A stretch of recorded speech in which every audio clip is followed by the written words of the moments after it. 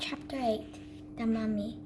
A real mummy, Jack thought. Bandages were still wrapped around the mummy's skull, but most of the bandage had fallen away from the face.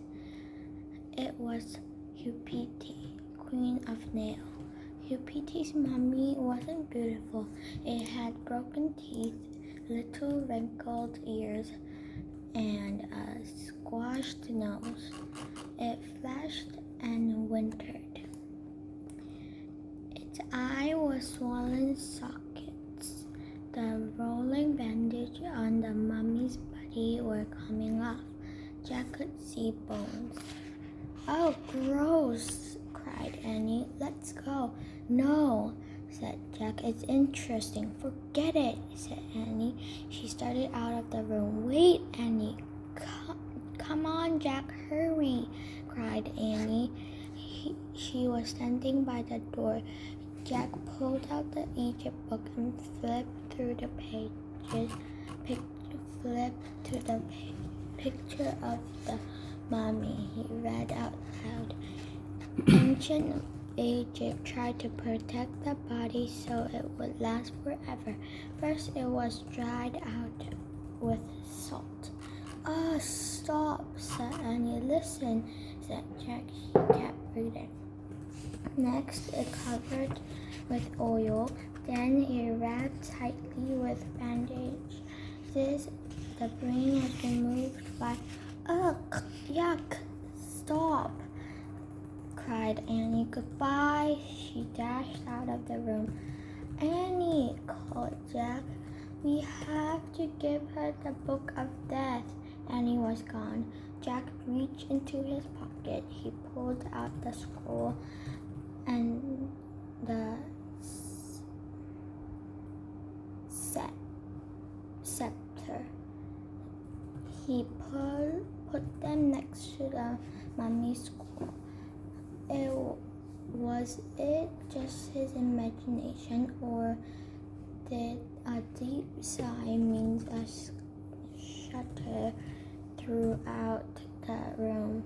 The mummy's face grew calmer. Jack held his breath as he back out of the mummy's room.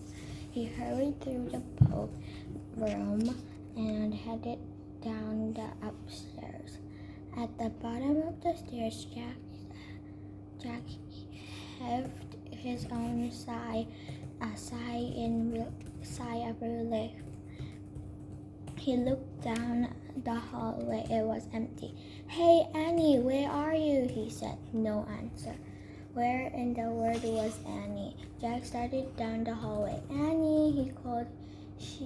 Had she run out of the pyramid? Was she already outside? "Annie, help, Jack!" came a cry. The voice sounded far away. It was Annie. Where was she? "Help, Jack, Annie!" Jack started to run along the shadowy hallway.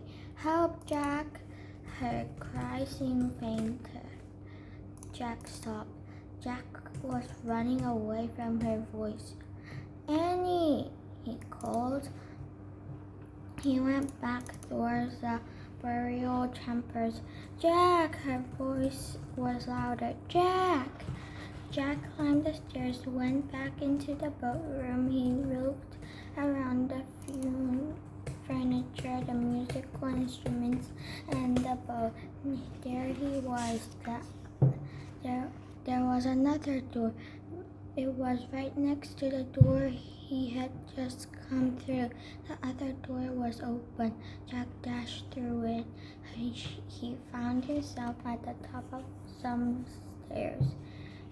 They were just like the stairs outside the other door.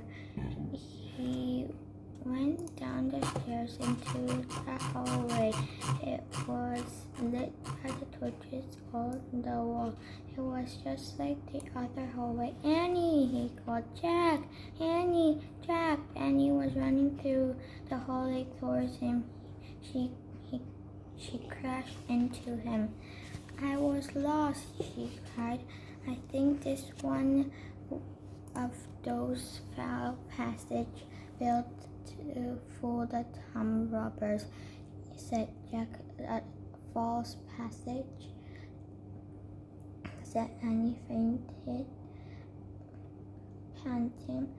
Yeah, it looks just like the other hallway, Jack said. We have gone back into the boat room and out the right door. Just then he heard a creaking noise. Jack and Annie turned around. They looked up the stairs. They watched in the horror as a door slowly creaked shut. A deep sound rumbled into the distance, and all the torches went out.